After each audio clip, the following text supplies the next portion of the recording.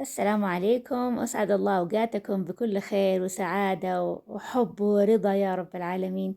اليوم رح نعمل وصفة العقدة بالدجاج. وصفة لذيذة لذيذة جدا، وكمان سهلة وسريعة ومحبوبة. شايفين معايا شكلها كيف مشهي ولذيذ. الصراحة طريقتها مرة سهلة وسريعة، وما تطلب مننا مجهود كبير. يا ريت اللي أول مرة يشوف قناتي يشترك فيها، وإذا عجبكم الفيديو ضروري تعملوا لايك.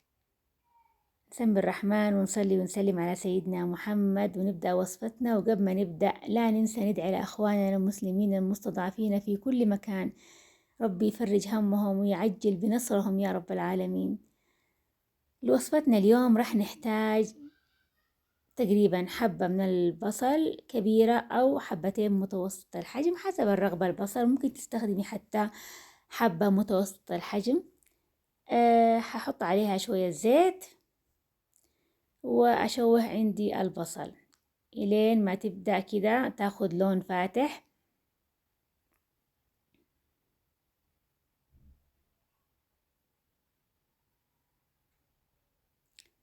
شايفين عندي بالطريقة هذه. حضيف عندي هنا ملعقة الثوم، نص ملعقة تقريبا من الثوم المهروس. هشوحها شوية، وبعد كده هضيف عندي هنا فلفل حار، وعندي هنا كمان فلفل رومي بارد أو بيبار مقطع بالطريقة هذه. طبعا نفس الوصفة هذه ممكن نطبقها على اللحم، ممكن نطبقها على السمك، بس السمك شوية في يعني شيء مختلف بسيط جدا، لكن في الدجاج واللحم تقريبا نفس الطريقة. حشوح عندي الفلفل مع البصل مع الثوم بالطريقة هذه، وحضيف عندي صلصة الطماطم، أو أنا عندي هنا طماطم طبعا عملتها صلصة في البيت. كان عندي كمية طماطم فسبكتها كده، غسلتها وعصرتها بالعصارة وسبتها لين ما تتسبك وتكون معجون طماطم، واحتفظت فيها في الثلاجة. هضيف عندي كمان طماطم مقطعة مكعبات، وحشوح عندي بالطريقة هذه.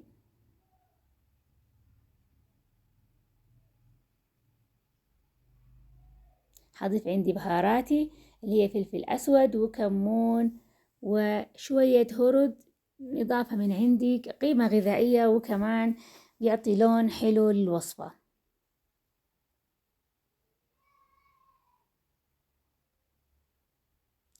هنا بعد ما سبك عندي الخليط بالطريقة هذه، حأضيف عندي كمية من الدجاج اللي هي مخلية من العظم. أنا سلقت الدجاج وخليته من العظم بالطريقة هذه وأضفته، وحشوح المكونات كلها مع بعض عشان تاخد نكهة بعض وتتسبك عندي.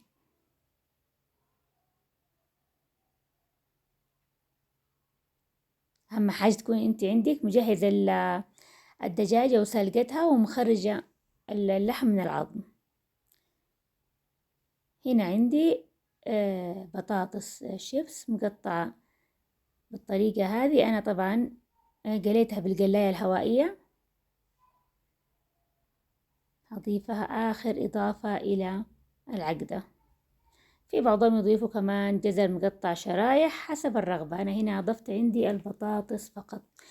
عفوا الكاميرا اهتزت عندي شوية. طيب هنا أشوح المكونات بالطريقة هذه. شايفين المنظر مرة مشهي.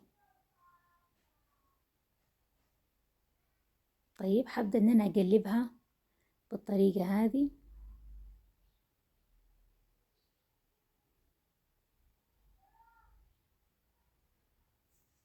بحيث إنها تبدأ تاخد عندي لون. الدجاج يبدأ يتحمر عندي، ياخد لون ونكهة مع بعض.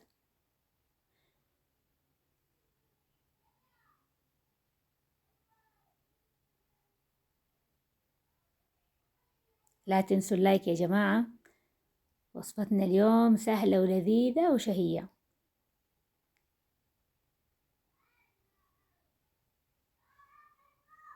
طيب هنا عندي خلاص صارت عندي جاهزة، راح نقدمها مع بعض في صحن التقديم.